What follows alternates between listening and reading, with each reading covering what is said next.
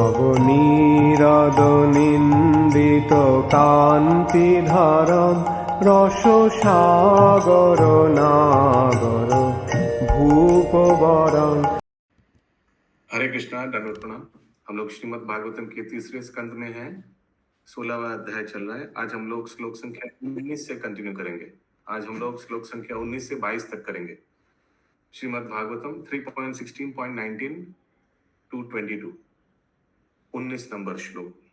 तरन्ति अंजसा मृत्युम तरन्तीयञ्जसा मृत्युं निवृत्ता यद् अनुग्रहात् निवृत्तायत् अनुग्रहात् योगिना स भवान् किं स्वेत् योगिना स भवान् किं स्वेत् अनुगृह्येत यत् परे अनुग्रहेत यत् परः।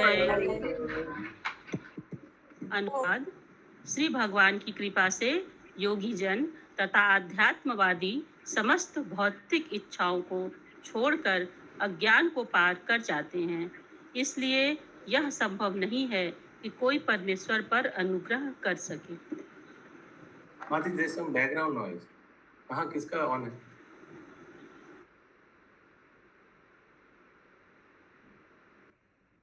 हाँ, अभी ऑफ हुआ। किसने ऑफ किया, जो भी है ठीक है। अभी फिर से पढ़िए माता जी। श्री भगवान की क्या बैकग्राउंड नॉइज है? मेरा आ रहा है, ठीक है। हाँ। एक सेकंड।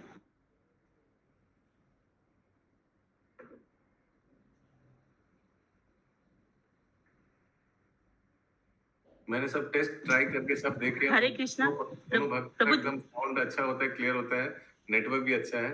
एक है नंदिनी माता जी, एक निर्गुणा निलंबरी माता जी, वॉइस क्लैरिटी है, पॉज देकर पढ़ता है और कोई बैकग्राउंड नॉइज नहीं है। मैं सब छानबीन करके यही हम निष्कर्ष में पहुंचा। हरे कृष्णा। अभी आ रहा है प्रभु जी? अभी ठीक है?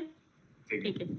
श्री भगवान की कृपा से योगी जन तथा आध्यात्मवादी समस्त भौतिक इच्छाओं को छोड़कर अज्ञान को पार कर जाते हैं। इसलिए यह संभव नहीं है कि कोई परमेश्वर पर अनुग्रह कर सके। तात्पर्य। जब तक Mystic and transcendentalists, by the mercy of the Lord, cross beyond knee science by seizing all material desire. It is not possible, therefore, that the Supreme Lord can be favored by others. It is not possible, therefore, ये हो नहीं सकता। फिर पूरा second वाला sentence पढ़िए हिंदी में। इसलिए यह संभव नहीं है कि कोई परमेश्वर पर अनुग्रह कर सके। Can be favored by others. It is not possible, therefore, the Supreme Lord can be favored by others. तात्पर्य पढ़ना पड़ेगा। या पढ़िए।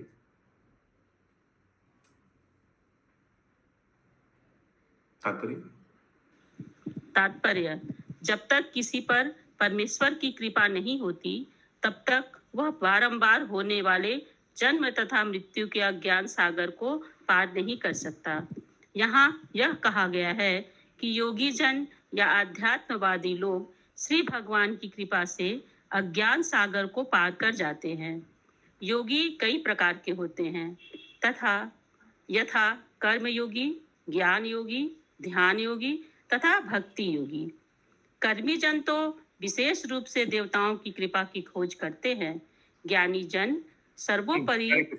तो कर्मी जन देवताओं के कृपा का खोज क्यों करता है? विजय गौरंग प्रभु,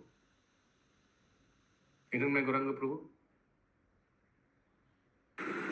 हरे कृष्णा प्रभु जी। हरे कृष्णा। तुरंत तो कुछ भौतिक लाभ का लिए तुरंत दे देते हैं। यस, दूसरे देवताओं का शरण लेते हैं क्यों? कुछ मिल जाएगा, पैसा मिल जाएगा, गाड़ी बंगला मिल जाएगा। और ये आगे। ज्ञानी जन सर्वोपरि परम सत्य से एकाकार हो जाना चाहते हैं तथा योगी जन श्री भगवान परमात्मा की आंशिक झलक मात्र से और अंत में उनसे एकत्व प्राप्त करने से तुष्ट हो जाते हैं। किंतु भक्तगण तो पूर्ण पुरुषोत्तम भगवान का शाश्वत सानिध्य पाना और उनकी सेवा करना चाहते हैं। यह पहले ही स्वीकार किया जा चुका है कि श्री भगवान शाश्वत हैं और जो लोग परमेश्वर का निरंतर अनुग्रह चाहते हैं वे भी शाश्वत हैं। इसलिए यहाँ पर योगियों का अर्थ भक्त है। भगवत हरे कृष्णा प्रभु जी। हरे कृष्ण। प्रभु जी, यहाँ पर जो कहा गया है कि भक्तगण शाश्वत सानिध्य पाना चाहते हैं, शाश्वत सानिध्य मतलब कि भगवान के धाम रहना चाहते हैं, सामीप्य मुक्ति। सामीप्य मुक्ति माने भगवान का एसोसिएशन, भगवान के अच्छा। आसपास रहना चाहते हैं। अच्छा। भगवान के आसपास, भक्तों के आसपास। एक बहुत इंपॉर्टेंट सेंटेंस अभी माता जी ने पढ़ा। It has already been admitted that the Lord is eternal and those who want the favor of the Supreme Lord perpetually are also eternal.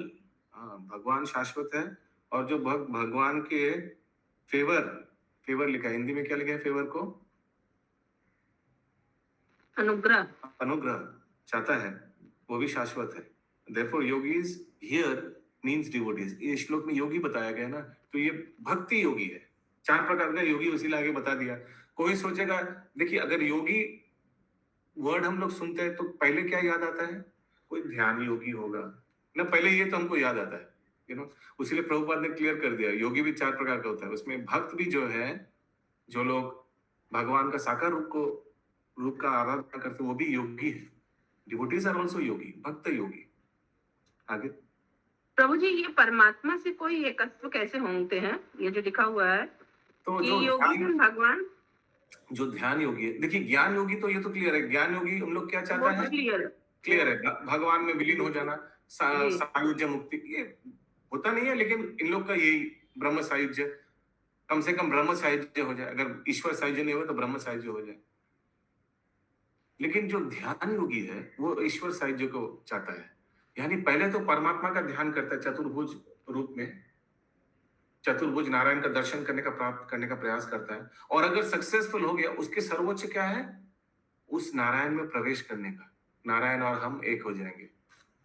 ये ध्यान योगी का सर्वोच्च पद है, माने स्तर है। हालांकि होता नहीं है। तो ईश्वर में विलीन हो जाना यानी कौन सा मुक्ति? अशोक प्रभु, हरे कृष्णा, इसको बोलता है ब्रह्म सायुज्य, सॉरी ईश्वर सायुज्य, यानी भगवान में विलीन हो जाना। That is their ultimate goal. ठीक है शशि माता जी, ये ध्यान योगी के लिए है। ज्ञान योगी ब्रह्म सायुज्य, ध्यान योगी ईश्वर सायुज्य। হরে কৃষ্ণ প্রভু। প্রভু এইখানে বলা হয়েছে, পূর্বে স্বীকার করা হয়েছে যে ভগবান নিত্য এবং যারা নিরন্তর পরমেশ্বর ভগবানের অনুগ্রহ লাভ করতে চান তারাও নিত্য। তার মানে কি তাদের কি মানে তারা নিত্য বলতে কি বোঝাচ্ছে? মানে যারা ভগবানের সান্নিধ্য লাভ করতে চায়, যারা ভগবানের ফেভার লাভ করতে চায়, অনুগ্রহ, তারা কখনো জন্ম মৃত্যু জরা ব্যাধি করে আলাদা আলাদা শরীর পরিবর্তন করে, প্রাপ্ত হয় না। নারদ মুনি কখনো শরীর পরিবর্তন করে? প্রহ্লাদ মহারাজ কখনো শরীর পরিবর্তন করবে? নো, দে আর ফিক্সড। একদম ভগবানের ধামে ফিক্সড। ভগবান যদি কোথাও সেবাও পাঠায়, ফিক্সড ওই শরীরই থাকবে। আচ্ছা, ইয়েস অশোক প্রভু। ঠিক আছে। যারা তপস্যা করে তাদের কি বলা হয় প্রভু? तपस्या पूरा बोलना पड़ेगा, किसका तपस्या करते हैं? ब्रह्म को या किसी का?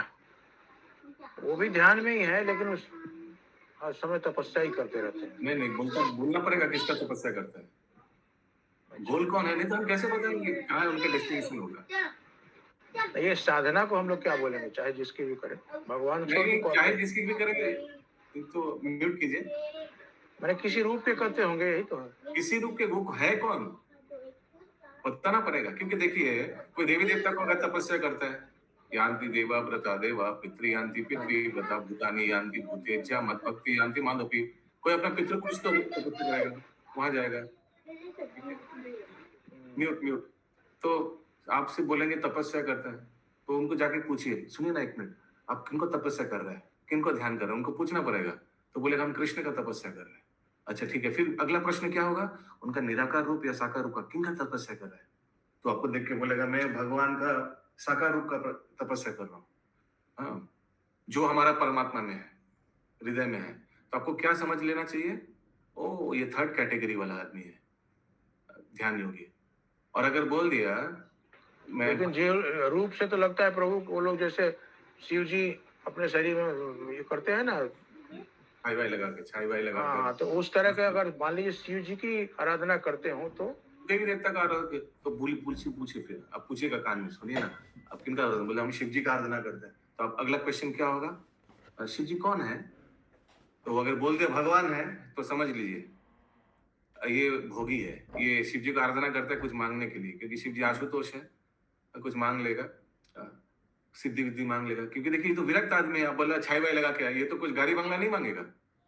जो लोग गंगा सागर मेला में आप देखते हैं इधर बाबू घाट में सब तंबू लगा के बैठता है बिना वस्त्र का, वो तो गाड़ी बंगला नहीं मांगेगा। उनका वो सबसे मोह हट गया, उनका और बड़ा मोह है, उनका और ज्यादा मोह है, इससे छोटा मोटा मोह नहीं है, उनका क्या है, सिद्धि प्राप्त। तो फिर अगर पूछा आपने कि कौन लक्ष्य है, तो बोला शिव जी, तो फिर पूछिए कि शिव जी कौन है, बोला भगवान है, तो गड़बड़ है, समझ लिया। अगर बोला शिव जी कौन है, तो बोला परम वैष्णव है, तो फिर थोड़ा राइट ट्रैक में है आदमी ना। ठीक है, शिव जी की आराधना तो परम वैष्णव है, तो भगवान तो विष्णु ही है, शिव जी परम वैष्णव है, उनका आराधना कर रहा हूँ, दैट्स ओके। फिर आप उनसे हैंडशेक कर सकते हैं, ठीक है, उनको इस्कॉन ले आइए, थोड़ा प्रसाद खिला दिए। तो फिलोसफी डिटेल में जानना पड़ेगा, because there are so many varieties, permutation, combinations. ठीक है, सिद्धि से भी वो अपनी इच्छाएं तो पूर्ति वही करते। तो सिद्धि से अपनी इच्छा के लोगों को दिखाना, ये देखिए that is more sense gratification. हालांकि खुद विरक्त रहेगा, कुछ खाएगा नहीं, कुछ सिर्फ गांजा पिएगा वो शमशान वमशान में बैठकर, लेकिन लोगों को ये दिखाना या अपने सेटिस्फैक्शन के लिए भी सिद्धि प्राप्त करना, यू नो, इवन हम ठंड में निर्वस्त्र रहेंगे, ये भी एक सिद्धि है, this is also sense gratification. कभी कभी व्हाट्सएप में आता है ना, ये योगी बाबा हिमालय में ठंड में बिना वस्त्र है, why, what is he trying to prove? अपने शरीर को कष्ट देना। Can you imagine the condition of his heart? ऐसा हार्ट कभी भगवान में समर्पित होगा जो अपने शरीर को इतना कष्ट दे रहा है? सोचिए कितना कठोर व्यक्ति होगा। How will he come and वो तो हठ योग में आ गया ना वो। हाँ जी, हाँ हट योग, ये सब हो सकता है। आप बोलिएंगे कि हिमालय में तो कोई है ही नहीं दिखाने वाला, किसको दिखाएगा वो? अरे वो खुद को दिखा रहा है, he is trying to tolerate all that cold. What for? What is the need? Whom he is trying to impress? Himself. See, I can tolerate this also. तो एक लक्ष्य हो जाता है, you yourself become your own competitor. Yeah, आगे। And प्रभु जी, ये योगी जन एकत्व प्राप्त करने के लक्ष्य से क्या प्राप्त कर लेते हैं? I didn't understand your question. प्रभु जी यहाँ पे बता रहे ना, एक बार योगी जन भगवान की आंशिक झलक से एकत्व प्राप्त करने से तुष्ट हो जाते हैं। So what is the result of getting एकत्व विद भगवान? तो वो ब्रह्म ज्योति में चला जाता है। जो योगी एकत्व यानी ब्रह्म ईश्वर साहित्य चाहता है, हिरण्य गुरान प्रभु, क्या ईश्वर साहित्य कभी हो सकता है? कभी नहीं हो सकता। जाकर ब्रह्म ज्योति में जाता है। जो ज्ञान योगी का जो डेस्टिनेशन है, ध्यान योगी का भी वही डेस्टिनेशन होता है, अल्टीमेटली जाकर ब्रह्म में विलीन हो जाता है। लेकिन यहाँ अलग से बताया गया है योगी जन और ध्यान योगी ज्ञान योगी को अलग से ही बताना चाहिए। ध्यान योगी इज हायर और ज्ञान योगी इज हायर, कौन बता पाएगा? ध्यान योगी थोड़ा हायर। हाँ, ध्यान योगी हायर, क्योंकि ध्यान योगी किसका ध्यान कर रहा है? परमात्मा का ध्यान कर रहा है। सो हम लोग को मालूम है 3 स्तर है भगवान को रियलाइजेशन। सबसे निम्न स्तर क्या है? ब्रह्मन रियलाइजेशन। वो कौन करता है? ज्ञान योगी करता है, ज्ञानी लोग। उसके ऊपर क्या है? परमात्मा रियलाइजेशन। वो कौन करता है? ध्यान योगी करता है। उसके ऊपर क्या है?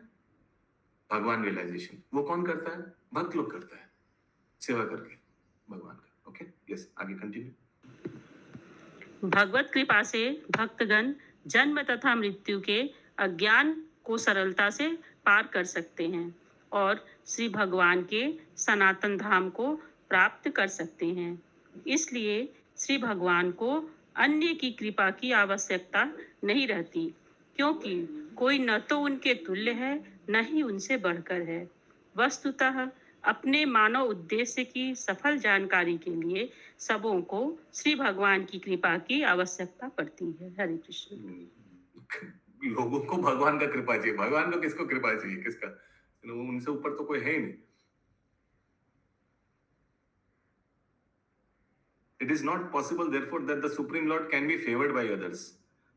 सब जो ध्यानी होगी, अभी अनुवाद पर ही अभी क्लियर हो जाएगा, उनको भी थोड़ा क्लियर नहीं लग रहा था वो अनुग्रह वाला वर्ड। श्री भगवान की कृपा से योगी जन तथा अध्यात्मवादी समस्त भौतिक इच्छाओं को छोड़कर अज्ञान को पार कर जाते हैं। इसलिए यह संभव नहीं है कि कोई परमेश्वर पर अनुग्रह कर सके। भगवान को कौन अनुग्रह करेगा, भगवान को कौन फेवर करेगा? यही बताना चाह रहा है चतुष कुमार कि योगी और आत्माराम सब ट्रांसेंडेंटलिस्ट सब भगवान की कृपा से ही इस माया के जगत को पार कर सकता है। तो कृपा भगवान से आएगा हम लोग के ऊपर। हम इसमें कौन व्यक्ति है, कौन जीव है जो भगवान को कृपा करेगा? वही बोल रहे हैं। कौन? चतुष कुमार। अगला श्लोक 20 नंबर। यम वै विभूतिरुपयत्यनुवेलमन्येर् यं वै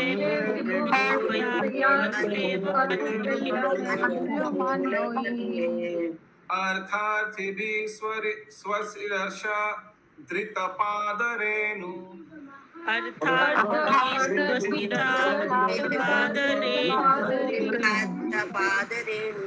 धन्यार्थपाङ्घ्रि तुलसी नवधाम धाम्नो धन्यार्पिताङ्घ्रि तुलसी नवधाम धाम्नो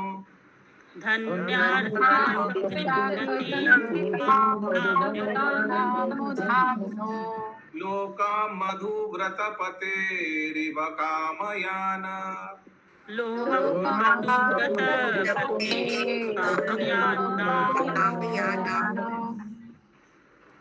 जिनके चरणों की धूल अन्य लोग अपने सिरों पर धारण करते हैं, वही लक्ष्मी देवी आपकी प्रतीक्षा में खड़ी रहती हैं, मानो नियुक्त की गई हों, क्योंकि वे उन भौरों के राजा के धाम में स्थान सुरक्षित करने हेतु उत्सुक रहती हैं, जो आपके चरणों पर किसी धन्य भक्त के द्वारा अर्पित तुलसी दलों की ताजी माला पर मंडराता है।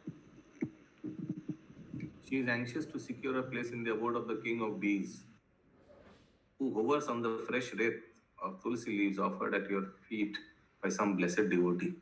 भगवान के चरणों में कोई तुलसी रखा और भौरे फिर उस तुलसी के आसपास मंडरा रहे हैं। उस स्थान को लक्ष्मी देवी प्राप्त करना चाहते हैं, भौरों का स्थान को। तो है और उस लक्ष्मी देवी का चरण की धूली सब भौतिकवादी सर में लगाना चाहते हैं। क्यों? टका मिलेगा, टका टका टका। तो कितना इंपॉर्टेंट है भगवान, सोचिए। तात्पर्य जैसा कि पहले वर्णन किया जा चुका है, श्री भगवान के चरण कमलों पर चढ़ाए जाने के कारण तुलसी को सारे श्रेष्ठतम गुण मिले हैं। यहाँ पर प्रयुक्त उपमा अति उत्तम है। जिस तरह भौरों का राजा श्री भगवान के चरण कमलों पर अर्पित तुलसी दलों पर मंडराता रहता है, उसी प्रकार लक्ष्मी, जिनकी तलाश देवताओं, ब्राह्मणों, वैष्णवों तथा अन्य सबों को रहती है, श्री भगवान के चरण कमलों की सेवा में सदैव ही लगी रहती हैं। हरे कृष्ण। गलत मत समझिएगा, इधर वैष्णव लिखा है क्योंकि वैष्णव भी लक्ष्मी की कृपा मांगते हैं, क्योंकि वैष्णव लक्ष्मी को राधा रानी का रूप में देखते हैं, भगवान कृष्ण का प्रेयसी देखते हैं। ओके, ऐसा नहीं कि वैष्णव लोग भी लक्ष्मी के पीछे पैसे के लिए मंडरा रहे, नहीं। आगे निष्कर्ष यह है कि कोई व्यक्ति श्री भगवान का उपकारी नहीं हो सकता। वस्तुतः प्रत्येक व्यक्ति श्री भगवान के दास का दास है। हरे कृष्ण। तो ये सब उपकारी, अवॉर्ड, फेवर, ये सब वर्ड आशीष प्रभु इसलिए यूज किया जा रहा है क्योंकि ये चतुष कुमार को भगवान बताया था ना, एक फेवर कीजिए मुझे प्लीज, उनको थोड़ा जल्दी वापस बुला लीजिए। फेवर भगवान को फेवर करेगा, भगवान को कौन फेवर कर सकता है, ये चतुष कुमार समझा रहे हैं। ठीक है अशोक प्रभु, सब हाथ उठाकर बोलिए हरे कृष्णा। हरे कृष्णा। अगला श्लोक 21 नंबर। यस्तम विविक्त चरितेरनुवर्तमानम् यस्तां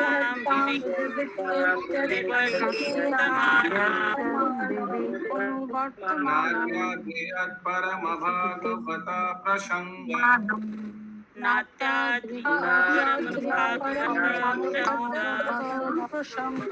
भागवत प्रसंग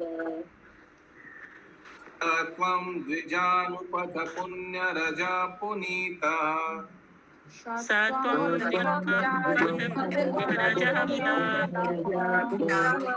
श्रीवत्सलक्ष्मकिमगा भगभजानस्त्वम्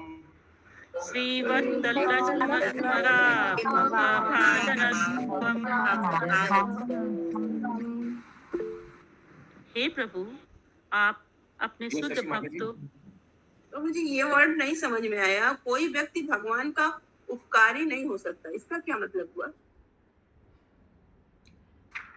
यही तो तत्व चल रहा है, यही तो समझाने का प्रयास कर रहे हैं चतुष कुमार 2-3 श्लोक में कि भगवान सबको फेवर कर सकता है, लेकिन भगवान को कौन फेवर करेगा, हेल्प करेगा कौन? क्योंकि भगवान हेल्प मांग रहा था ना। यहाँ पर लिखा कोई व्यक्ति भगवान का उपकारी नहीं हो सकता। हाँ, नहीं हो सकता। भगवान को उपकारी माने क्या? भगवान पर उपकार करने वाला। उपकारी माने भगवान पर उपकार करने वाला। Who can favor? अनुग्रह। भगवान स्वयं उपकार करते हैं, उन पर कोई हाँ, उपकार नहीं कर सकता। ये समझाने का प्रयास कर रहे हैं। अभी एक काम कीजिए, थोड़ा पलट के सब पीछे पलट के देखिए भगवान कौन से श्लोक में बता रहा था चतुष कुमार को, प्लीज मेरे को फेवर कर दिए, उन लोग को जल्दी जल्दी बुला लीजिए। शायद 14-15 में बुला रहा था ना।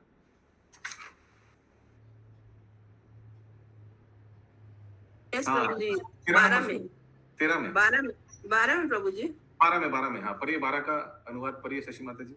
मेरे इन सेवकों ने अपने स्वामी के मनोभाव को न जानते हुए आपके प्रति अपराध किया है। हरे कृष्णा। इसलिए भगवान चतुष कुमार को बोल रहे हैं जय विजय के बारे में, इन लोग आपको आपके प्रति अपराध किया। फिर आगे बोलिए।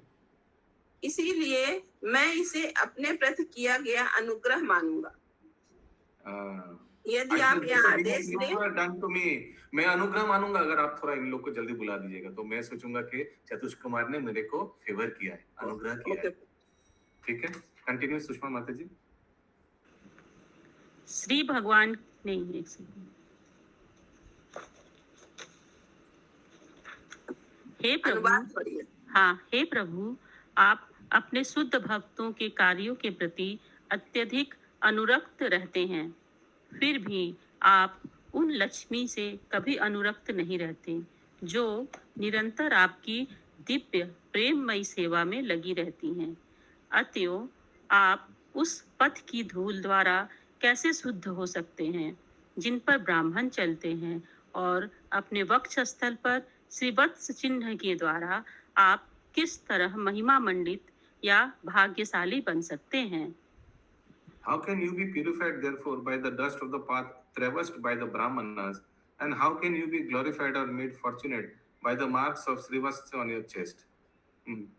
तो आप तो ऑलरेडी फॉर्चुनेट है, आप लक्ष्मी को माने डोंट माइंड, बट यहाँ लिखा है कि आप उतने आसक्त नहीं है लक्ष्मी से।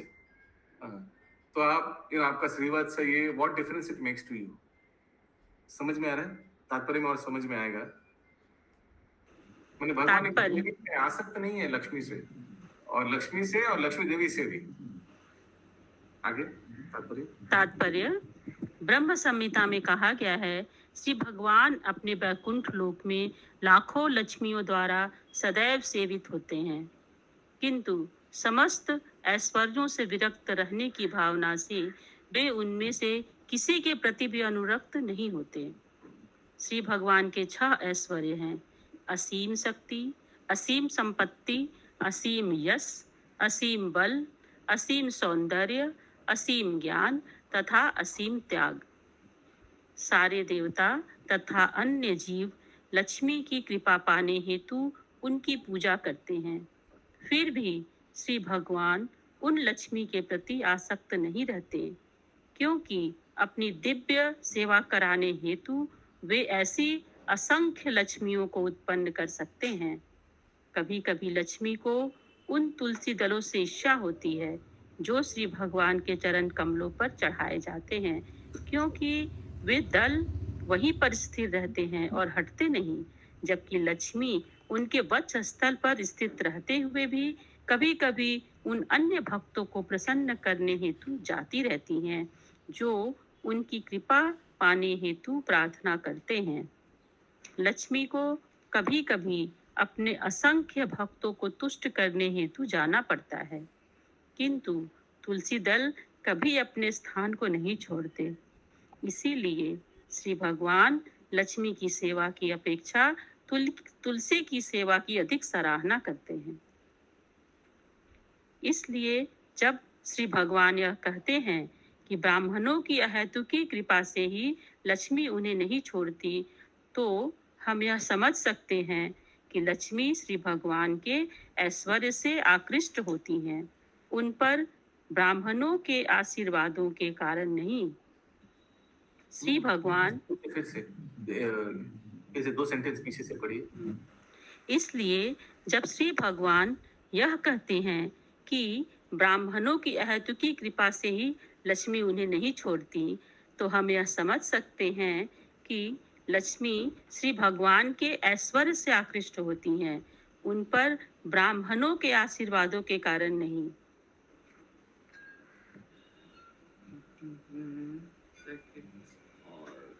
आगे श्री भगवान अपने ऐश्वर्य के लिए किसी की कृपा पर आश्रित नहीं हैं, वे सदैव आत्मनिर्भर हैं। श्री भगवान का यह कथन कि उनका ऐश्वर्य ब्राह्मणों तथा वैष्णवों के आशीष के कारण है, अन्य लोगों को यह शिक्षा देने हेतु है कि वे ब्राह्मणों तथा वैष्णवों का आदर करें जो श्री भगवान के भी भक्त होते हैं। हरे कृष्ण। ये तात्पर्य अनुवाद समझने के लिए 11 नंबर का अनुवाद पढ़ना पड़ेगा। 11 नंबर का अनुवाद पढ़िए शशि माता जी।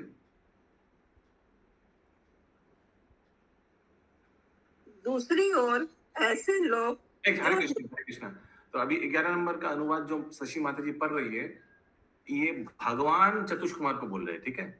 पढ़िए माता जी। दूसरी ओर ऐसे लोग जो हृदय में पुलकित रहते हैं और अमृत तुल्य हंसी से आलोकित अपने कमल मुखों से ब्राह्मणों द्वारा कटु वचन बोलने पर भी उनका आदर करते हैं, वे मुझे मोह लेते हैं। वे ब्राह्मणों को मुझ जैसा ही मानते हैं और प्रिय वचनों से उनकी प्रशंसा करके उन्हें उसी तरह शांत करते हैं जिस तरह पुत्र अपने क्रुद्ध पिता को प्रसन्न करता है, या मैं तुम लोगों को शांत कर रहा हूँ। तो ये सब चला बड़ा के भगवान ने बोला है, तो ये सब गलत फहमी को दूर करने के लिए विजय गुरांग प्रभु यहाँ चतुष कुमार भगवान को बोल रहे हैं कि what brahmins will favour you. आप इतना डिटैच्ड है कि लक्ष्मी देवी वो भी आपको छोड़ के कभी कभी चला जाता है, लेकिन तुलसी दल आपको कभी छोड़ के नहीं जाते। So they are your true followers. Lakshmi also gets attracted. क्यों? अगर कोई उनको पूज रहा है टंग टंग टंग टंग टंग टंग दानंग देहि, और फिर दिवाली में कोई बहुत बहुत पूज रहे हैं लक्ष्मी देवी को धन के लिए, तो जाना पड़ता है। हाँ, यही बताया जा रहा है। The Lord is not dependent on anyone's mercy for his opulence. He is always self-sufficient. So भगवान वहां बोल दिया ठीक है, लेकिन एक्चुअली ब्राह्मण का किसी का कृपा का भगवान को कोई परवाह नहीं।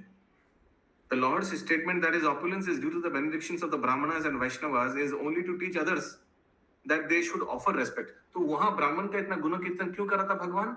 नमो ब्रह्मण्य देवाय गो ब्रह्मण्य हिताय च, इसलिए so that everybody respects Brahmanas and cows and Vaishnavas.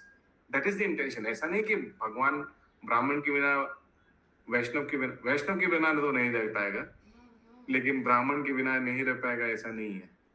तो ये कौन बोल रहा है? चतुष कुमार क्लैरिफाई कर रहे हैं भगवान को। और ये परिवर्तन कैसा है चतुष कुमार में? भगवान के चरणों में तुलसी वो स्मेल से मकरंद वायु, वो श्लोक किसी को कंठस्थ हुआ है? किंजल कनन मकरंद, वो कंठस्थ करने लायक श्लोक है, मेमोरी श्लोक में आता है। ठीक, भक्ति शास्त्री होगा तो कंठस्थ हो जाएगा। मैं वो भक्ति शास्त्री के लिए महाराज प्रभु को कांटेक्ट करने का प्रयास किया, नहीं कांटेक्ट हो पाया। फिर राजकुमार केशव प्रभु से भी बात हो रहा था, शायद शाम को नहीं कर पाएगा। आप लोग जो जो भक्ति शास्त्र में नाम दिया, आप लोग कौन चाहता है कि शाम को क्लास हो जाए? गूगल हाथ उठाइए। 3 जन, 4 जन, 6 जन, 6 जन हाथ उठाया है। 28 जन का नाम आया है। 6 जन चाहता है कि शाम को हो क्लास। दूसरी एक बात है, शाम को ना भक्ति शास्त्री माने ये सब कोर्स चैतन्य चरितामृत ये सब मॉर्निंग में ठीक रहता है। एक्चुअली प्रभु जी सुबह में बहुत काम रहता है ना, इसीलिए मैं ये सोच रहा था अगर अर्ली मॉर्निंग हो जाए 6 से 8 चलेगा? हाँ वो ठीक है प्रभु, एकदम ठीक है प्रभु जी, एकदम सही है। दौड़ेगा। रोटी से 6 से 8 का ही टाइम क्या है? ठीक है, मैं बोलता हूँ ये हो सकता है, 6 से 8 हो सकता है। और हफ्ते में तो 2 ही दिन है, तो उस 2 दिन हम लोग चैतन्य चरितामृत को विराम देंगे, भक्ति शास्त्री होगा। ठीक रहेगा प्रभु जी, एकदम सही है। ठीक रहेगा। सैटरडे संडे है प्रभु जी, सैटरडे संडे। नहीं, क्या डेज दिया था? फ्राइडे सैटरडे दिया था ना, ऐसे कुछ हम तो फ्राइडे सैटरडे 6 से 8। अभी सैटरडे भी शायद परिवर्तन हो सकता है क्योंकि मोहन गोविंद प्रभु का क्लास है मंदिर में, तो हो सकता है कि फ्राइडे संडे ऐसे कुछ हो जाए, लेकिन 6 से 8 होगा, ये आप लोग चाहते हैं तो ये हम प्रेजेंट करते हैं। शाम को प्रेजेंट नहीं करते, ठीक है? मानेगा नहीं प्रभु जी, फ्राइडे संडे बहुत अच्छा रहेगा। फ्राइडे संडे अच्छा रहेगा ना? हाँ प्रभु जी, एकदम। संडे तो हम लोग ऐसे भी फ्री रहते हैं। हम फ्री नहीं रहते माता जी। अच्छा, संडे क्या करते हैं? वो तो डेली करते हैं। कचौरी करते हैं। वो डेली बाकी दिन नहीं करते क्या? हरे कृष्ण। संडे एक्चुअली रेस्ट ज्यादा करते हैं। ओके, अगला श्लोक 22 नंबर, आज का अंतिम श्लोक। धर्मस्य ते भगवतस्त्रियुग त्रिभिः स्वः धर्मस्य ते भगवतस्त्रियुग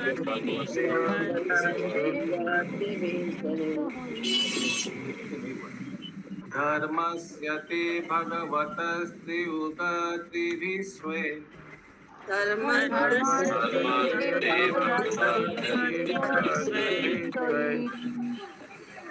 पद्भिश्चराचरमिदं द्विजदेवतार्थम्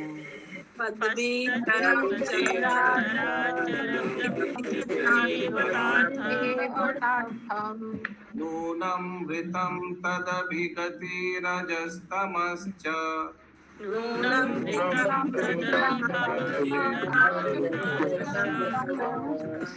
पदेन नो वरदया तनुवनिरस्य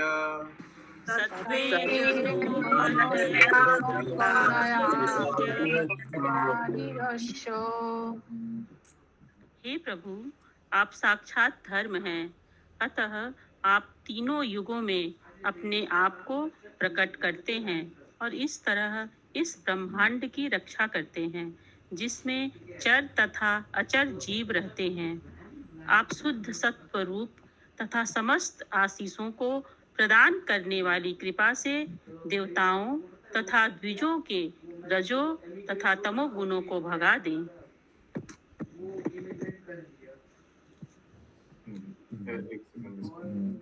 पीछे से बैकग्राउंड से देखिएगा।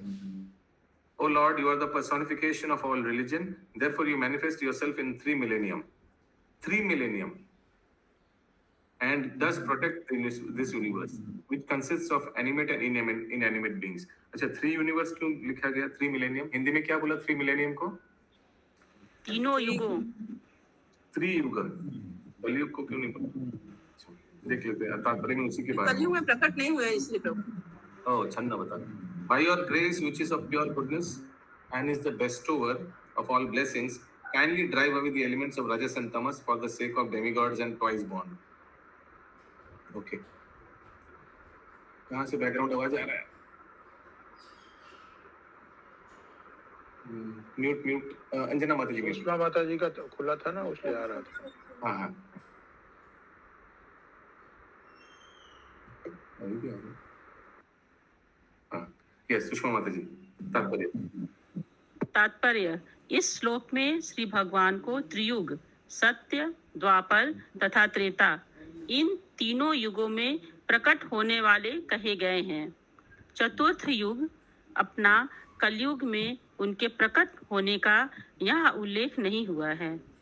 वैदिक साहित्य में वर्णन हुआ है कि वे कलयुग में छन्न अवतार अर्थात गुप्त अवतार के रूप में आते हैं, किंतु प्रकट अवतार के रूप में नहीं आते।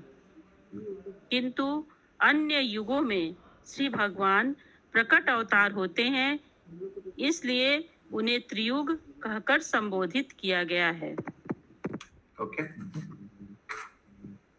आगे है और श्रील श्रीधर स्वामी ने त्रियुग का वर्णन इस प्रकार किया है। युग का अर्थ है जोड़ना तथा त्रि का अर्थ है 3। श्री भगवान अपने 6 ऐश्वर्यों के 3 जोड़ों या ऐश्वर्यों के 3 जोड़ों के रूप में प्रकट होते हैं। इस तरह उन्हें त्रियुग के रूप में संबोधित किया जा सकता है। श्री भगवान समझा नहीं, ऐश्वर्य के जोड़ों। द लॉर्ड इज बोलिए। 6 ऐश्वर्य का ना 6 ऐश्वर्य।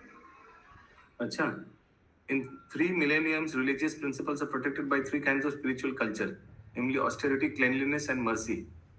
The Lord is called Triyuga in that way also. अच्छा, वो सत्य, तप, दया और सोच, ये 4 था ना? तो एक युग में एक चला गया था ना? ये नहीं प्रभु जी, 6 ऐश्वर्य, ये यश, बल, सौंदर्य, ज्ञान, त्याग। ये ऑस्टेरिटी, क्लेanलीनेस, मर्सी क्यों लिख रहा है? तप, शौच, दया। एक मिनट फिर से पढ़ते हैं।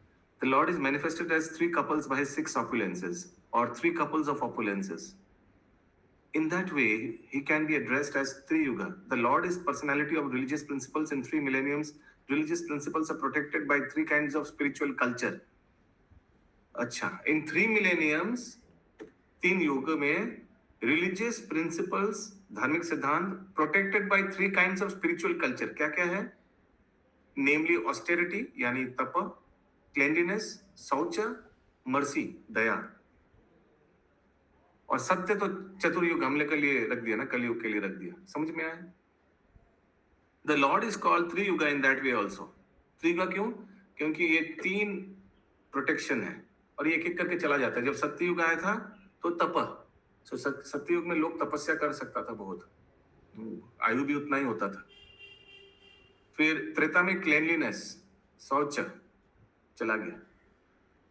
द्वापर में मर्सी चला गया। फिर कली आया, कली में एक ही रेखा, एक ही धर्म का सिद्धांत का एक ही पैर था, वो है सत्य।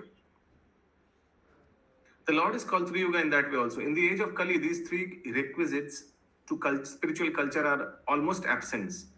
So ये 3 तो नहीं है, अभी कलयुग सिर्फ सत्य में टिका हुआ है। But the Lord is so kind that in spite of Kali Yugas being devoid of these 3 spiritual qualities, he comes and protects the people of this age in his covert incarnation as Lord Chaitanya. Covert means hidden. फिर से continue माता जी, सुषमा माता जी। हरे श्री, शुरू से पढ़े ये प्यारा पूरा। श्रील श्रीधर स्वामी ने त्रियुग का वर्णन इस प्रकार किया है। युग का अर्थ है जोड़ना, त्रि का अर्थ है 3। श्री भगवान अपने 6 ऐश्वर्यों की 3 जोड़ों या ऐश्वर्य के 3 जोड़ों के रूप में प्रकट होते हैं। इस तरह उन्हें त्रियुग के रूप में संबोधित किया जा सकता है। हरे कृष्ण। ऐश्वर्य को वो एक युग में 2-2 करके वो तो समझा नहीं प्रभुपाद जी, बस इतना ही तक बताया। तो जो खुशबू माता जी बताते वो सही है, लेकिन यहाँ तक बताया। फिर उसके आगे दूसरे कुछ भी बताते हैं भगवान प्रभुपाद जी। श्री भगवान धार्मिक सिद्धांतों के साक्षात रूप हैं। 3 युगों में धार्मिक सिद्धांतों की रक्षा 3 प्रकार की आध्यात्मिक संस्कृति के द्वारा की जाती है, जिनके नाम हैं तप, शौच तथा दया। इस तरह से श्री भगवान त्रियुग कहलाते हैं। कलयुग में आध्यात्मिक संस्कृति की ये 3 आवश्यक अनिवार्यताएं अनुपस्थित सी रहती हैं, किंतु श्री भगवान इतने दयालु हैं कि वे कलयुग के इन तीनों आध्यात्मिक गुणों से रहित होने पर भी वे आते हैं और श्री चैतन्य महाप्रभु के रूप में छन्न अवतार के तौर पर इस युग के लोगों की रक्षा करते हैं। श्री चैतन्य महाप्रभु छन्न अवतार कहलाते हैं क्योंकि यद्यपि वे स्वयं भगवान श्री कृष्ण हैं, किंतु वे श्री कृष्ण के भक्त रूप में अपने आप को प्रस्तुत करते हैं, साक्षात भगवान श्री कृष्ण रूप में नहीं। इसलिए भक्तगण श्री चैतन्य महाप्रभु से प्रार्थना करते हैं कि वे इस युग की सर्वाधिक प्रमुख संपत्तियों रजो तथा तमो गुणों को दूर कर दें। कृष्ण भावनामृत आंदोलन में मनुष्य श्री चैतन्य महाप्रभु द्वारा प्रवर्तित श्री भगवान के नाम हरे कृष्ण का कीर्तन करके रजो तथा तमो गुणों से अपने आप को शुद्ध कर सकता है और सतोगुण में आ सकता है। यहाँ भी चतुष कुमार प्रार्थना कर रहा था ना भगवान से, माता जी क्या आवाज आ रहा है पीछे, वहाँ करके आवाज आ रहा है, कुछ पंखा या कुछ, आई डोंट नो। कुछ नहीं प्रभु जी, खाली एसी चल रहा है, पंखा बंद कर दिए। आई डोंट नो, कुछ नहीं दे रहा।